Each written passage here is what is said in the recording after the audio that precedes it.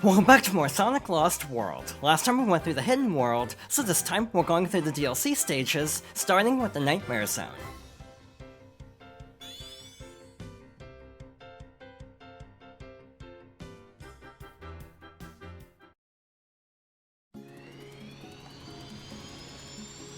The Nightmare Zone was originally included in the launch version of the Wii U version, the Deadly 6 edition.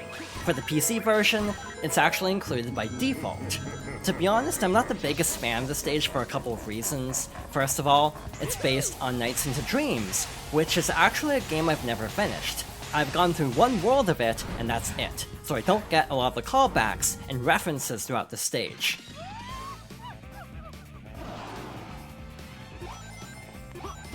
Secondly, it's basically a boss gauntlet of all of the Zone 2 fights with the Deadly 6, except they're themed around Nights into Dreams. So in this case, instead of a yellow orb, Zaz is riding on one of the bosses from that game.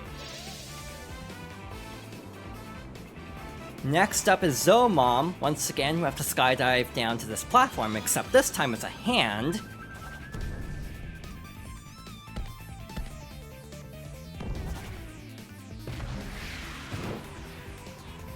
And like before, we have to land on the hand while dodging all of the projectiles from it.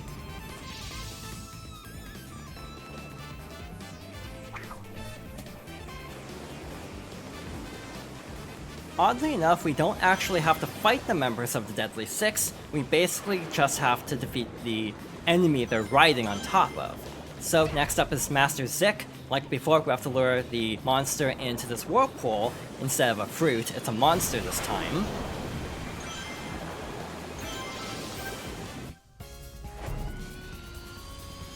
And we have a bit of a break section here, where we can jump through these little rings and also homing attack these little orbs here to fly through, like so. This is cool, even as someone who hasn't played that much of the original, I definitely understand some of the callbacks, mostly because of the pinball stage in Sonic Adventure of all things.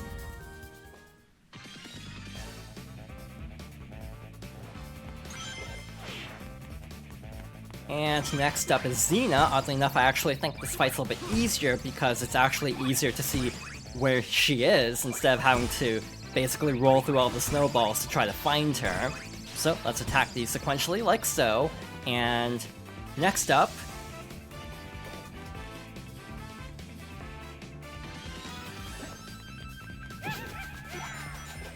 we have Zor, except this time we have to knock these cards into him.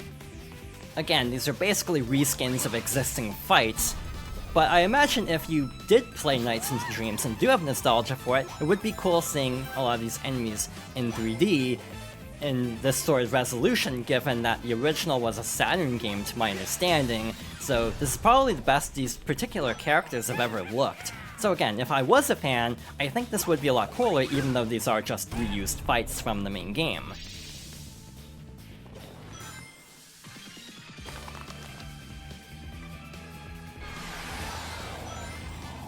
And finally, we have Zavok riding the one boss I actually recognize because this is actually the World 1 boss, if I'm not mistaken. But like before, we basically have to attack its tail. In the original, I remember having to paraloop it a bunch of times to defeat its various sections, if I'm not mistaken. To be honest, it's actually been a while since I tried to play it. I actually was thinking about doing a video on Nights into Dreams, but I got so frustrated by the controls that I ended up scrapping that plan, unfortunately. But again, I did get past that fight originally. And with that, all that's left is to make it through this final section here. We should be able to return to the world of color, like so, and we can also jump through all these little rings as well. This is basically automated. This is actually a really great way to get extra lives, given how many rings we're getting from going through all these different rings.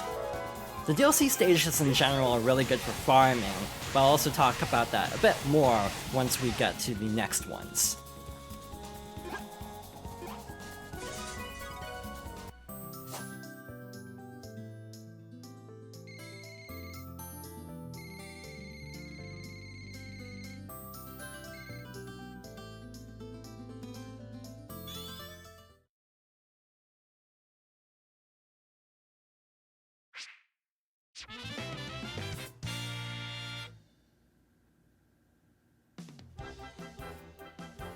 By clearing DLC stages, you'll get items. In the original Wii U version, obviously, items could be accessed through the touchscreen, but in this version, you can press the right control stick in to see all of your items. You can also use them in the middle of stages as well, and in some cases they can actually help quite a bit. If I'm not mistaken, the Bomb Wisp here is actually exclusive to the DLC stages, so I may be mistaken because again, I'm not exactly an expert on this particular game. But next up is the Yoshi's Island zone.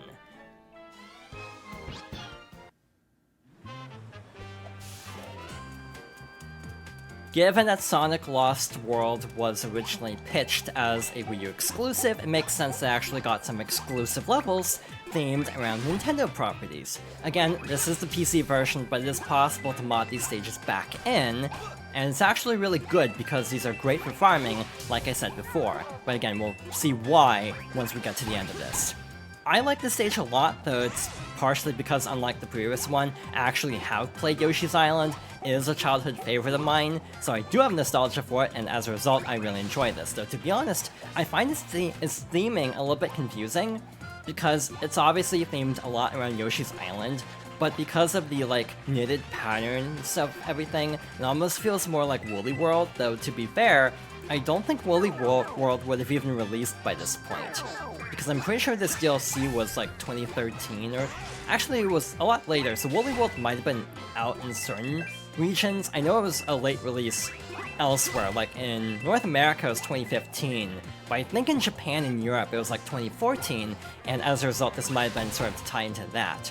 But again, it's kind of a hodgepodge of different Yoshi's elements. It also reminds me a lot of Yoshi's Story, which is a game I actually also have nostalgia for, though obviously less than Yoshi's Island.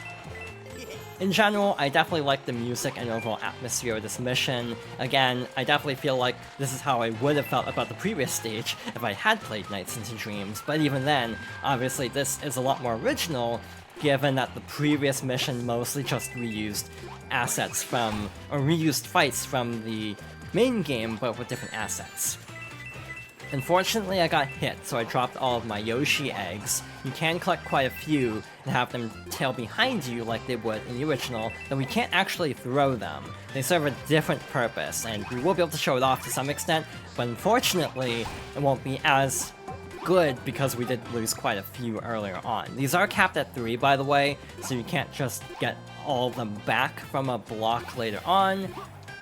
And also, if I'm not mistaken, in the Wii version and by default, there is a cap to these DLC stages. You're not actually able to play them constantly. Basically, you can only play them every 100,000 points.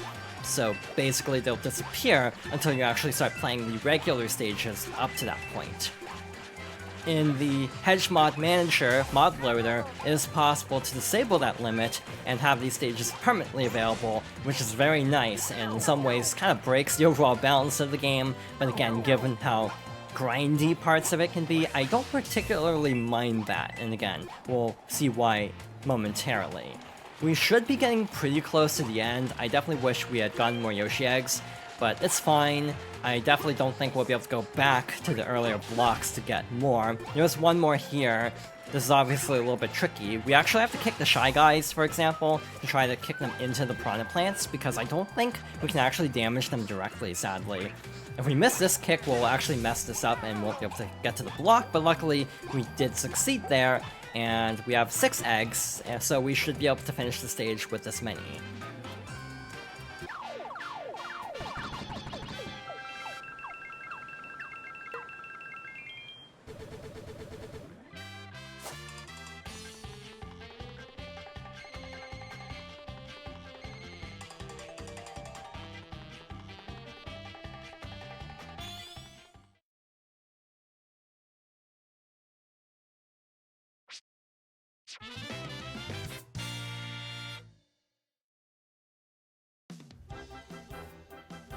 So yeah, you get an absurd amount of lives for every Yoshi you save, so it's a great way to accumulate a lot of lives, especially with the Wii U version not having the ability to gain extra lives from rings.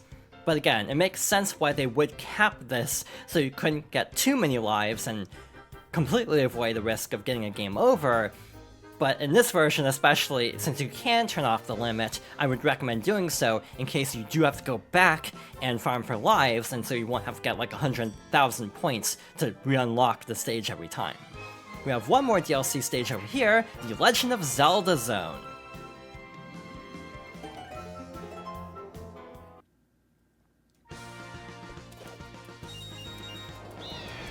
I know I'm biased, but this might be one of my favorite stages in the game for a few reasons. For one thing, I like Zelda, and two, it's also very helpful because every rupee you get is converted to a rescued animal. You might notice the counter on the left there, and as a result, it's great, especially in the Wii U version, for getting a ton of animals. Earlier on, whenever I had to farm, this is how I got like 1,000 animals per trip. And that's why my count would increase considerably every time we would basically cut away and come back, essentially. Again, in the Wii U version especially, this is helpful. Again, there are like little carnival mini-games to help you also collect a lot of animals as well, but in this version, without those mini-games, this is easily the most effective way if you're willing to use mods. There is one jump I don't understand how to make. I miss this jump a lot, but I'm going to go for it anyway just to see if it works out. There are a ton of rupees here, so it is lucrative.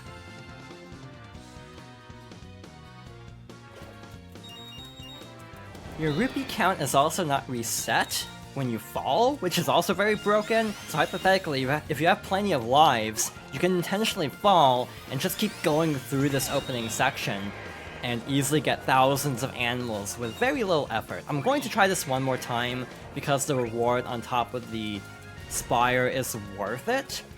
But again, I just find this really finicky. I don't know if it's a consequence of the mod, like if it was this finicky in the Wii U version too, or if I'm just not understanding the jump properly. But we'll go for it once more, like so.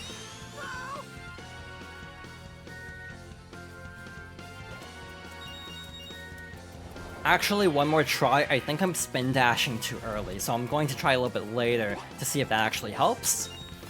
So yeah, let's spin dash here.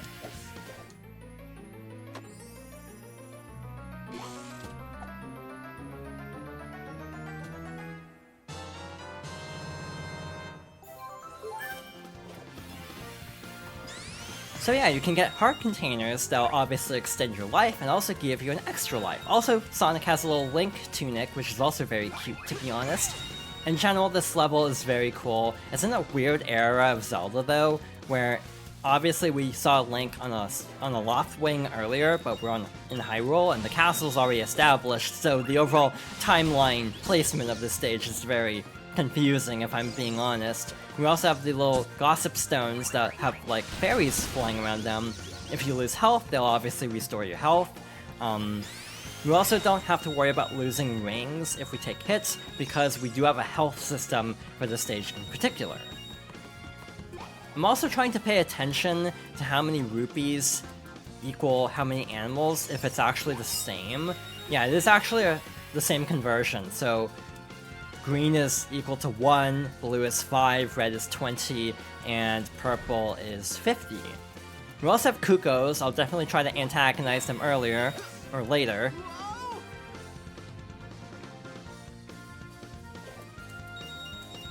At this point, I have so many lives, I'm not overly concerned about losing a bunch, and again, we're getting plenty of animals in the meantime. We're almost up to 1,000 just by messing up this opening sequence so many times. But like you would expect, we can actually go over here and also attack the Cuckoos, and as you'd expect, they do not like that and will try to attack you. So again, this is just a really cool stage in terms of Easter eggs and just callbacks to earlier in the series, and it's just very fun as a fan of both franchises. It's also fairly open-ended. It's not as like linear as a lot of earlier stages, so it does feel a lot more fresh in that regard too. We have a little bomb robot there that clears the path to the next section, so let's head inside. We have this little Goron area now. Also, make sure to have a Bomb Wisp for this stage if you're trying to get a bunch of animals, because there's a section here that you can break with a Bomb Wisp. So let's activate this here, and basically we can roll around, and can we actually exit this out manually? I don't know if you can, so I guess we just have to wait for the timer to run out. Again, this is the one downside of turning off the tutorials, is not being able to actually check when you aren't familiar with a power-up, and when you have one that only comes up in like DLC stages, it can definitely be hard to remember the ins and outs of like the Bomb Wisp and how it works. We also have plenty of Stalfos around. I'm actually trying to remember if these would be Stalfos or Stalchildren. I don't remember in Ocarina of Time if there was actually like a distinction between the two. It's been a while since I played Ocarina of Time, but again, it's actually kind of a contradiction. We also have a gold rupee over here. That's probably worth like 200 if the series tradition holds here. And we have plenty of purple rupees as well, so we'll gather these up and keep moving. In general, having more linear stages is actually really nice, because I almost feel like Sonic works well in this game with linear stages, but just having an open area to start out is actually really refreshing compared to everything else.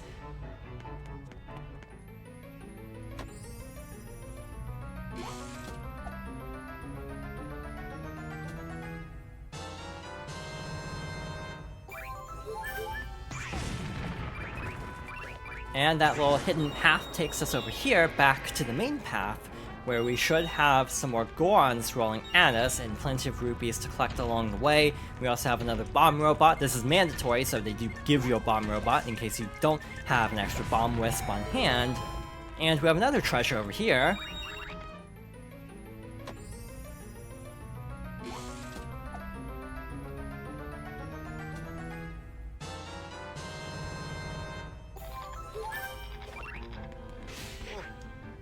So yeah, in general, these stages are great for getting extra lives, rescuing more animals, and just making the grind of Sonic Lost World a lot more tolerable. So again, I would recommend playing these levels on the PC version. Obviously, even if you pick up a physical copy on Wii U, given that the eShop is shut down, you won't be able to download any of the levels, and to be fair, the Deadly 6th edition codes have definitely expired long before the closure of the eShop. So again, PC version with mods, I think, is the way to go to actually experience these stages. But with that, we've reached the end over here.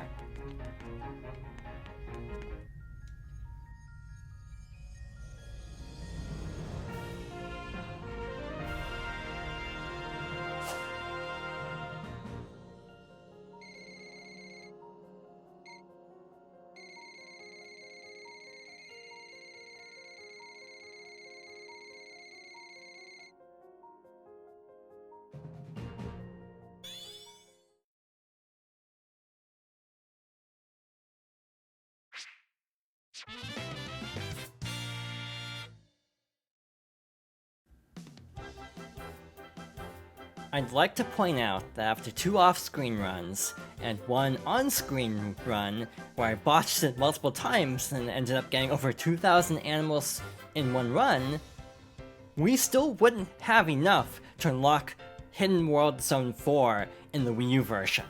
That's how many animals you need, and again, I just feel like the requirements are incredibly absurd compared to the Steam version, which also makes this version a lot more preferable in my opinion. With that, we've actually gone through every stage in Sonic Lost World, but we are not done yet because I wanted to go over some final details. First of all, you might have noticed Omo Chow around the Lost Hex. You can actually talk to them.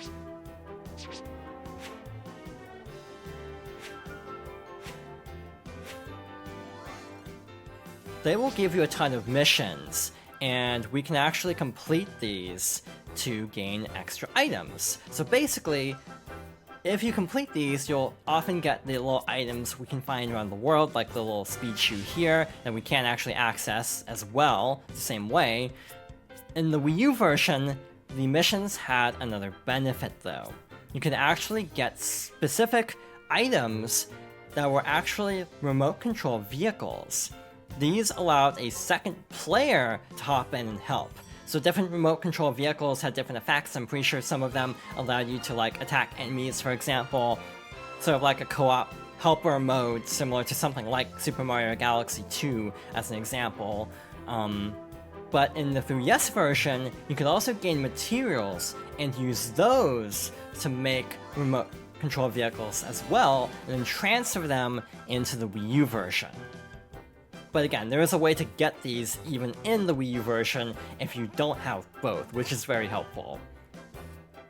You can also access missions using the D-pad, and obviously in the Wii U version there was a touchscreen icon instead. Speaking of which, in this version you might notice the magnifying glass in the right corner. You can access this by pressing the select button, and this basically gives you a view of the entirety of the Lost Hex. As you might have guessed, this is permanently displayed on the Wii U gamepad, and you can use touch controls to access this as well, and basically this lets you warp to different worlds, and essentially, yeah, skip around the map a little bit faster. Finally, I wanted to talk about the actual levels, because you might have noticed that when we actually select a level, there's a lot of options here. There's a time attack option. Basically every checkpoint is timed, and it has various rankings, the standard S rank through, I think, D rank is the modern version. I remember Sonic Adventure 2 would go all the way to an E rank, but it also would cap an A rank, so yeah, it's S to D now, if I'm not mistaken, instead of A to E. But you also have a rankings option. I'm not going to show this because it's all messed up. It's a PC game. Everyone's got 0 second times, because of course they do through hacking. So yeah, obviously the leaderboards are definitely not the best way to judge if you're doing well, but again, if you want to play through the stages again and have more incentive to do so, there is the Time Attack S ranks as well. Also worth mentioning is in the Wii U version, there were a few other options. There was a Miiverse option here that I don't quite know what it does, to be blunt. There are a couple of Miiverse features, but you can't access the one through the stage select. I don't know if that's for posting like about a specific stage or anything. I can't find any information on that. The Miiverse feature I did find information on is known as Wisp Away, where basically you can actually send items through Miiverse posts and give them to other players. Obviously with the shutdown of the Miiverse service, which I think was like 2017 or 2018, that obviously was not an option after that point. But there was also another option through the main menu, which is actually a 2-player race mode, where one person was on the Wii U gamepad and the other was on the television. It kind of works similar to the Sonic Simulator in Sonic Colors, where you have like different versions of Sonic that aren't like the real one, essentially. But basically you can race to see who can get to the end first, and in general, I'm kind of bummed out that that wasn't included in any capacity. I definitely feel like they could have made it split screen, and you wouldn't lose too much from that.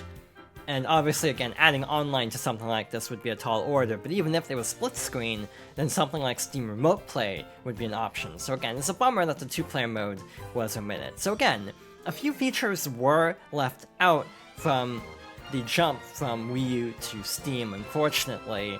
Nothing overly critical. Again, I do think the overall pacing improvements and not having to farm for animals constantly is worth the trade-off of the features that were cut. But in general, I kind of wish some more features had made it in. The remote control vehicles, as another example, would have been fun to have in tied to the missions. And finally, I wanted to mention that every time you get all 5 red rings in a stage, in every stage in a world, you will get a Chaos Emerald. Obviously, after you get all the Chaos Emeralds, you can transform into Supersonic, and I think it's similar to Wisps, where you press the right bumper in this version, or I think you have to tap an icon in the Wii U version. But obviously, while you're Supersonic, you can't use Wisp powers, which frankly isn't as big of a deal in Lost World compared to Colors, where Wisps are a lot more integral. Meanwhile, in this game, Wisps definitely feel a little bit like an afterthought. So, in the Wii U version, I did unlock Supersonic, and then I basically never want to get all the red rings again for the reasons I've outlined throughout this entire playthrough, because they're just an ordeal to try to obtain. But again, that is a quick overview of the final details that we didn't see throughout this playthrough, so I think that just about wraps it up. Again, Sonic Lost World is an adequate Sonic game in my opinion that doesn't do anything particularly bad other than a couple of the gimmick stages later on, and like specifically the middle of the game, and then doesn't do anything particularly outstanding either. So when you take a sort of mid-level game and tie it to such a aggressively terrible story, in my opinion, with just character writing that's completely off from what how they should be acting, except for a couple, like, again, Eggman makes that relatively unscathed, but especially Sonic and Tails, characterization in this game just completely drags down this overall experience and makes it one of the least enjoyable Sonic games to me personally. Though again, from a pure gameplay standpoint, I definitely don't think it's a bad game. I think it's actually better than a lot of 3D Sonic games, including games like Forces that I actually enjoy playing more for some reasons, but I also will say that Forces is definitely not a better game than Lost World. But the good news is, whenever we get back to the Sonic series, both 2D or 3D, it's all uphill from here. We have a couple of very noteworthy Sonic games coming up whenever we get around to them, so I am excited to get to games like Mania, and even Forces, because it's at least more fun to make fun of than Lost World in my opinion. But again, I obviously will be taking a break from the Sonic series for a bit, but I'd like to come back and clear out some of the later games at some point. But with that being said, thank you for watching, and I hope you'll join me next time for something different.